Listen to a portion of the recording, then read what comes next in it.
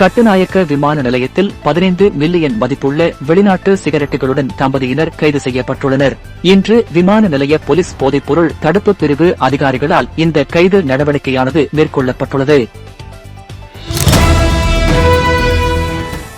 Trincomalee கென்னியா police பிரிவுக்குட்பட்ட ஆலங்கேணி பகுதியில் கண்டல் தாவர களப்பொன்றிலிருந்து வயோதிப பெண் ஒருவர் சடலமாக மீட்கப்பட்டுள்ளார். இன்று சடலமாக மீட்கப்பட்ட குறித்த பெண் கென்னியா கிரான் பகுதியைச் சேர்ந்த 70 வயதுடைய 5 பிள்ளைகளின் தாய் என தெரியவந்துள்ளது. திருகோணமலை மாநகர சபையின் சில நடவடிக்கைகளுக்கு எதிர்ப்பு தெரிவித்து கவனஈர்ப்பு ஆர்ப்பாட்டம் முன்னெடுக்கப்பட்டுள்ளது. குறித்த கவனஈர்ப்பு ஆர்ப்பாட்டம் திருகோணமலை வர்த்தக சங்கத்தினரால் இன்று காலை மேற்கொள்ளப்பட்டுள்ளது. திருகோணமலை மணிக்கூட்டு கோபுரத்திற்கு அருகில் ஆரம்பமான இந்த ஆர்ப்பாட்ட பேரணி பிரதான வீதி வழியாக மாநகர சபை வரை சென்றது. அங்கு மாநகர சபை கட்டடத்திற்கு முன்பாக திரண்ட வர்த்தகர்கள் தமது கோரிக்கைகளை வலியுறுத்தி கோஷங்களை எழுப்பினர். யாழ்ப்பாணம் வடமராட்சி கிழக்கு செம்பியன்பற்று பகுதியில் சட்டவிரோதமாக மணல் கடத்திய டிப்பர் சாரதியுடன் கைது செய்யப்பட்டுள்ளார். குறித்த சம்பவம் இன்று அதிகாலை இடம்பெற்றுள்ளது. செம்பியன்பற்று பகுதியில் சட்டவிரோதமாக நீண்ட காலமாக மணல் கடத்தலில் ஈடுபட்டு வந்த டிப்பர் சாரதியே கைதாகியுள்ளார்.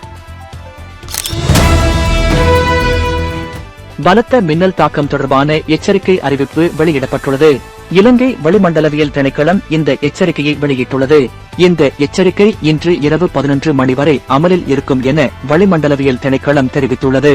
அதன்படி மேல் மாகாணம், வடமேல் மாகாணம் மற்றும் சபரகமுவா மாகாணம், அதேபோல் காலி மற்றும் மாத்தறை மாவட்டங்களின் சில பகுதிகளில் இடையிடையே இடியுடன் கூடிய மழை பெய்யவும் பலத்த மின்னல் தாக்கம் ஏற்படவும் அதிக வாய்ப்பு உள்ளதாக அறிவிக்கப்பட்டுள்ளது. 2026ஆம் ஆண்டின் முதல் சந்திர கிரகண நிகழ்வு மார்ச் மாதம் நிகழவுள்ளதாக தகவல்கள் வெளியாகியுள்ளது. இந்த கிரகணத்தின் போது சந்திரன் 82 நிமிடங்கள் இரத்த சிவப்பு நிறத்தில் இருக்கும் என கணிக்கப்பட்டுள்ளது. தற்போதைய வானியல் தரவுகளின்படி மார்ச் நிகழ்வில் இந்த முழுமை நிலை சுமார் 58 நிமிடங்கள் மற்றும் 19 வினாடிகள் நீடிக்கும் என்று கணக்கிடப்பட்டுள்ளது. இருப்பினும் வளிமண்டல நிலைமைகளை பொறுத்து நிலவு சிவப்பு நிறத்தில் தோன்றும் அந்த நிலை சுமார் 82 நிமிடங்கள் வரை நீடிப்பது போன்ற உணர்வை தரக்கூடும் என சில அறிக்கைகள் தெரிவிக்கின்றன. மத்திய மாகாணத்தில் உள்ள அனைத்து நீர்த்தேக்கங்களின் நீர்மட்டம் நிரம்பியுள்ளதால் பூமியின் பாறை அடுக்குகள் அதிக சுமையை தாங்க வேண்டியுள்ளதென பேராதனை பல்கலைக்கழகத்தின் புவியியல் துறையின் எமரிட்டஸ் பேராசிரியர் அதுல சேனாரத்ன தெரிவித்துள்ளார்.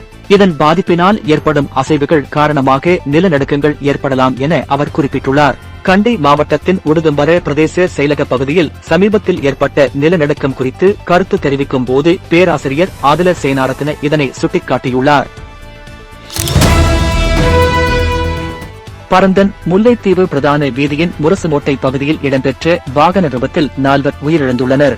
விபத்து இடம்பெற்ற போது காரில் 5 பேர் பயணித்துள்ளதுடன் அவர்களில் 4 இவ்வாறு உயிரிழந்துள்ளனர். பராமரிப்பு பணிகள் காரணமாக தற்காலிகமாக செயலிழக்க செய்யப்பட்டிருந்த நுரைச்சோலை மின் உற்பத்தி நிலையத்தின் மின் பிறப்பாக்கி ஒன்று இன்று மீண்டும் வழமைக்கு கொண்டு வரப்பட்டுள்ளது. எவ்வாறாயினும் அந்த மின் பிறப்பாக்கி மூலம் உற்பத்தி செய்யப்படும் மின்சாரம் இதுவரையில் தேசிய மின் கட்டமைப்பில் இணைக்கப்படவில்லை என்பதுடன் எதிர்வரும் தினங்களுக்குள் அதனை தேசிய மின் கட்டமைப்பில் இணைப்பதற்கு நடவடிக்கை எடுக்கப்படும் என தெரிவிக்கப்பட்டுள்ளது.